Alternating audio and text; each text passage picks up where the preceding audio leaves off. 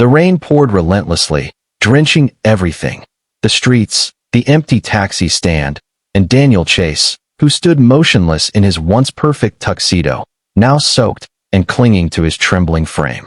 His eyes were fixed on the chapel door that had just slammed shut behind her. No explanations. No goodbye. Just a note scribbled in haste. I can't do this. I'm sorry. He clutched the note like it was the only thing holding his heart together. For the second time in 5 years, he'd been left at the altar, abandoned, humiliated, and forced to question if he was just unlovable. Behind him, the empty aisle and half-eaten cake echoed a silence he'd grown too familiar with. And then, just as the sky thundered again, a voice behind him said softly, "You need shelter. I need a wife." He turned around and saw her, a barefoot woman in a torn wedding dress, mascara smudged like war paint, eyes filled with both fire and fear. She was running from something, or someone. But in that moment, standing in the rain, they were both running towards something neither of them could name yet. Daniel had once believed in fairy tales, the kind where love waited for you at the end of a storm. But life? Life had other plans. First, his high school sweetheart left him for his best friend. Then 5 years later, Rebecca, the one who had healed him, walked away hours before the wedding. Now, Daniel was a broken man hiding behind tailored suits, forced smiles, and a job he didn't love. He was successful, yes, a young architect with 3 properties under his name, but lonely in a way that money could never cure. After the second wedding disaster, Daniel escaped to his lakeside cabin, a secluded space he built with his own hands, meant to be a future home for a family he now doubted would ever exist. That's where he saw her again, Harper Quinn. She wasn't supposed to stay. She had only asked for one night of shelter. But something in Daniel, maybe his wounded heart, maybe a sense of cosmic irony, said yes. Harper was different. She didn't ask him questions. She didn't offer pity.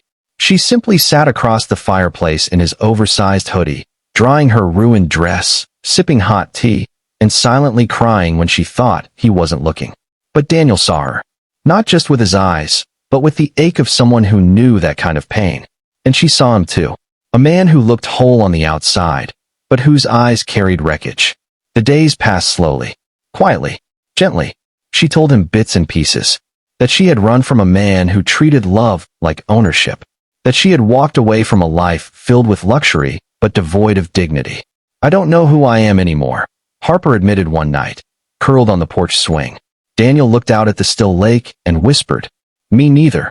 In each other's silence, they found a strange kind of companionship.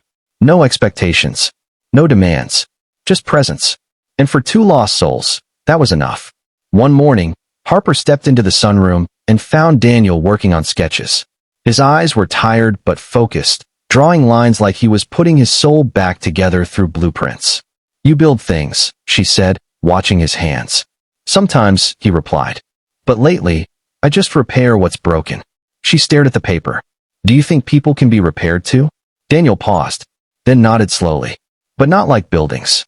People, they rebuild themselves. Piece by piece. Choice by choice." That's when healing began. Daniel taught Harper how to sketch, how to see space and light, and how structure could offer safety. Harper, in return, taught Daniel how to cook real food, how flavor was about feeling, not perfection. They shared their failures, their fears, their shame. She cried in his arms one night, remembering the first slap from her ex-fiancé. He opened up about his father, a man who taught him that weakness was failure and love was earned, not given. Some days were hard. There were arguments. Walls came up, but they both stayed. Not because they had to, but because they were choosing to. And then came the porch conversation that changed everything. It was Harper who said it first. "I know I was joking when I said I needed a husband, but what if we stopped pretending this wasn't real?" Daniel looked at her, really looked. Not like a stranger who needed rescuing, but as the woman who had quietly healed him by simply existing. "I don't need a wife to fix me," he said softly.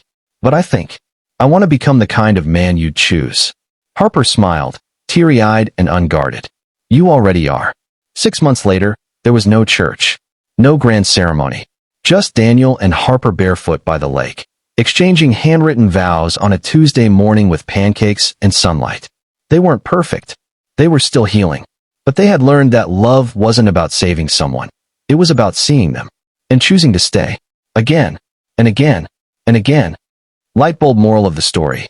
True healing begins when we stop running from our pain and start walking beside someone who doesn't try to fix us, but simply chooses to stay. Love isn't found in perfection. It's rebuilt in the quiet moments of honesty, presence, and shared healing.